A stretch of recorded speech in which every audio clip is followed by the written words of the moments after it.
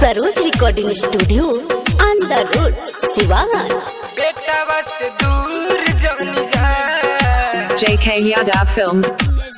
बाटे और जीतो से तने है माई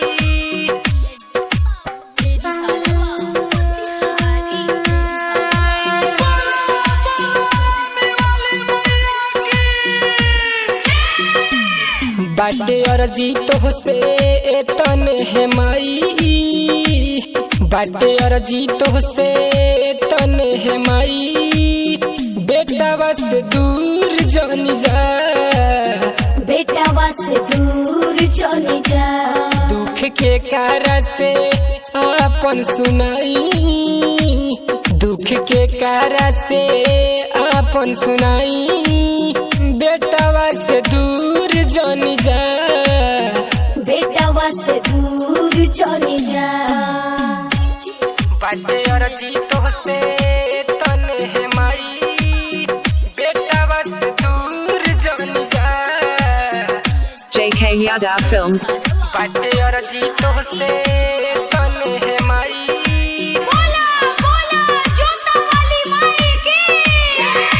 जैबू अचरा छोड़ाई कैसे जियबे माई जवन दिहलु तू प्यारो के दे पाई के दे पाई के दे पाई जैबू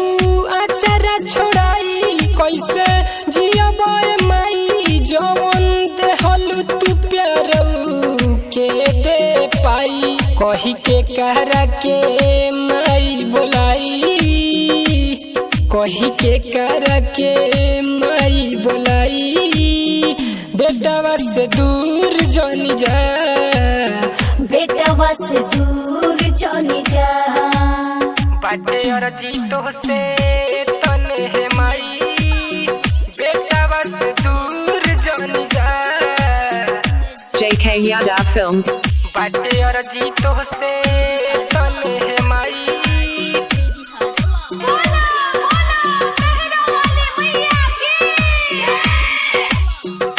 झर झर रोवे दुनु अखिया करब के करा से बतिया एक तू ही तो सहारा बड़ू छोड़ा तारू सथिया छोड़ा तारू सथिया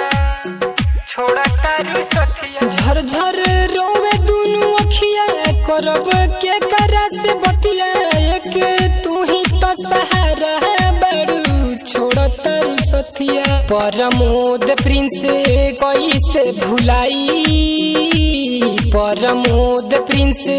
कैसे भुलाई बेटा बस दूर जनी जा बेटा बस दूर चली जा JK Yadav Films।